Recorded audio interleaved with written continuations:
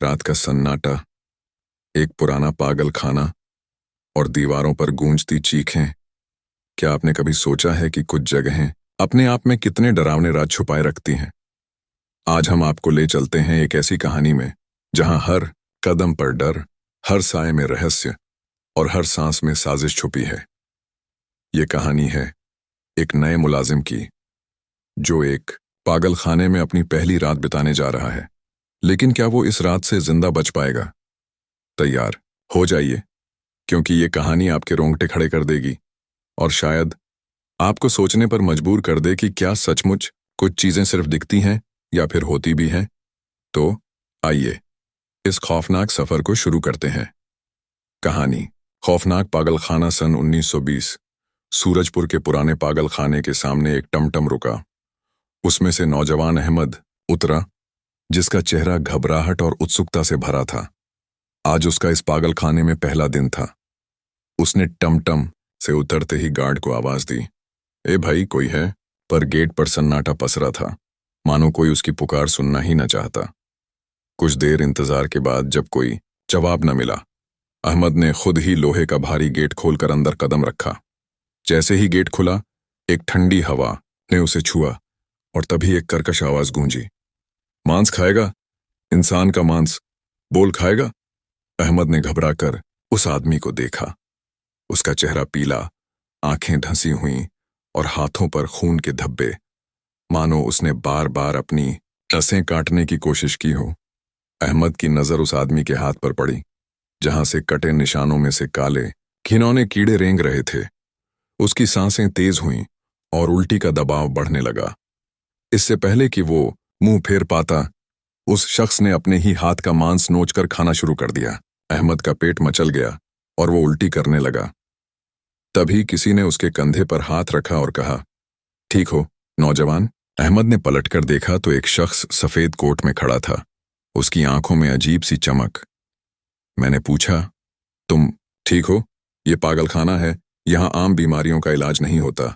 अहमद ने हकलाते हुए कहा, नहीं, मैं सही जगह आया हूं। शख्स ने भौहें चढ़ाईं, तो तुम भी पागल हो? अहमद ने हंसते हुए जवाब दिया, कभी कभी मेरा नाम अहमद है और आज मेरी ज्वाइनिंग है। आप डॉक्टर रमेश हैं ना? हाँ, मैं ही डॉक्टर रमेश। उसने गंभीर स्वर में कहा, जाओ अपना ज्वाइनिंग लेटर ऑफिस में जमा करो और वहां से कंपाउंडर की ड्रेस लेकर मेरे कमरे में आ जाओ।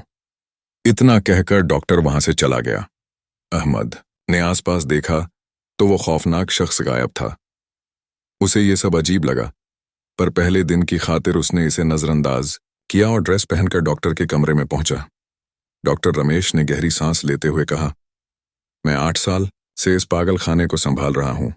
अब तुम आए हो तो थोड़ा बोझ हल्का होगा, लेकिन सावधान रहना। यहां जो दिखता है वो होता नहीं और जो होता है वो दिखता नहीं। उनकी बातें अहमद के सिर के ऊपर से निकल गईं, पर उसने मुस्कुराकर हामी भर दी। तभी डॉक्टर ने कंपाउंडर गोपाल को बुलाया। गोपाल, ये नए कंपाउंडर अहमद हैं, इन्हें सबसे मिलवाओ और जरूरी बातें समझाओ। गोपाल ने अहमद को मरीजों से मिलवाया।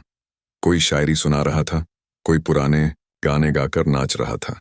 गोपाल ने हंसते हुए कहा, जल्दी आदत डाल लो, वरना यहां पागलपन बांटने वाले कम नहीं हैं।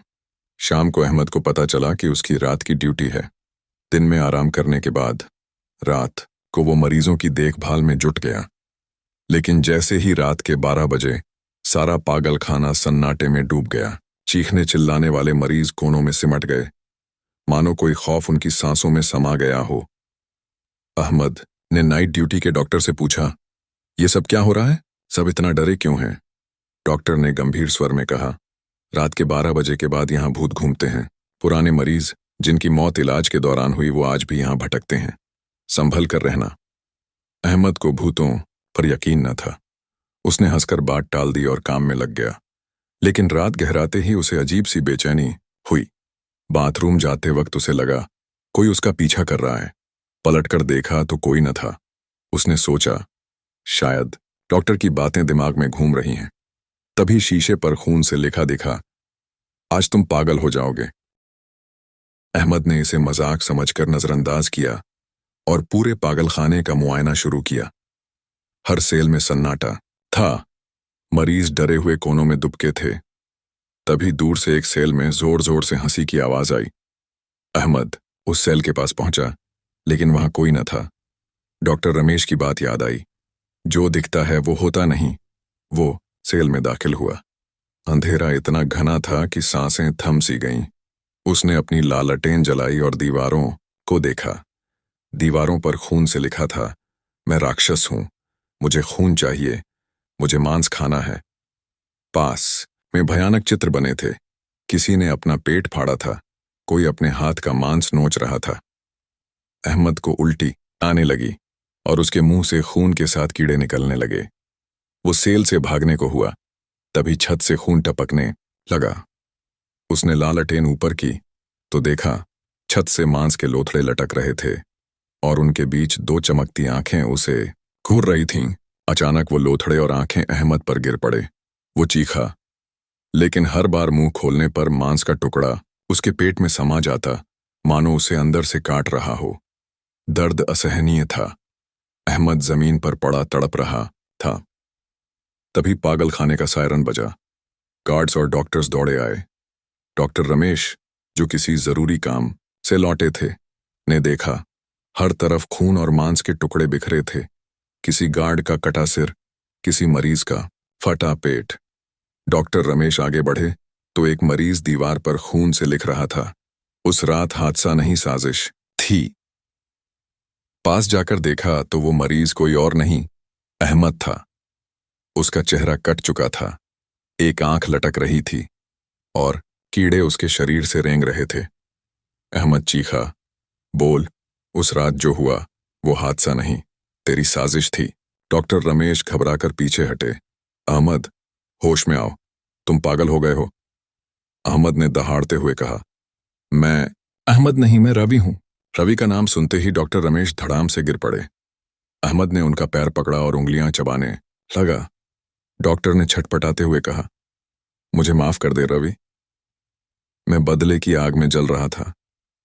तूने मेरी पत्नी के साथ। अहमद ने गर्जना की, मैंने कोई विश्वासघात नहीं किया। तेरी पत्नी तुझसे प्यार नहीं करती थी। उसने तेरे रुतबे के लिए तुझसे शादी की। जब उसे मेरे पास सच्ची खुशी मिली तो तूने मेरे खिलाफ साजिश रची। तूने सेल खोल दिए, पागलों को मुझ पर छोड़ दिया। उन्होंने मुझे बिजली के झटके दिए, मुझसे मेरा ही ऑपरेशन करवाया। मैंने मौत चुन ली और अब तेरी बारी है भैया। डॉक्टर रमेश हंसे। तू भोला था और भोला ही रहा। वो पागल नहीं, मेरे आदमी थे। मैंने उन्हें पागल बनाकर रखा था ताकि मेरा बदला पूरा हो। और तेरी पत्नी, उसे मैंने दवाइयों से पागल बनाया और एक देह व्यापार के अड्डे में बेच दिया, जहां उसकी भूख हर रात मिटती है। ये सुनते ही अहमद ने डॉक्टर रमेश की गर्दन पकड़ी और उसकी सांस की नली उखाड़ दी। वो जोर जोर से रोने लगा। उसकी आवाज से पूरा पागलखाना कांप उठा।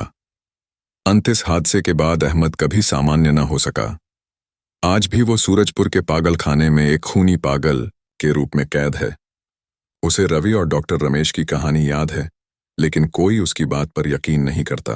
क्या सचमुच वो रवि की आत्मा थी या पागलखाने ने उसे पागल बना दिया? ये राज शायद हमेशा अनसुलझा रहेगा।